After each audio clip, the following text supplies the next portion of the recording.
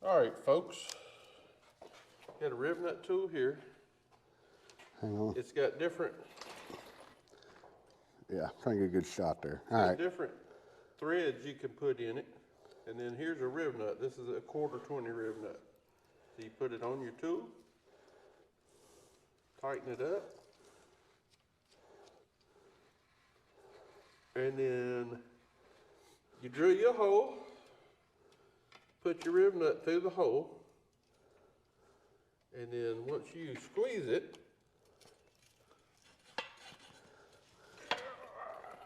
and you run it down and squeeze it again,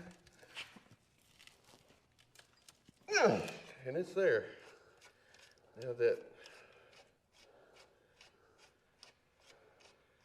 Rivnut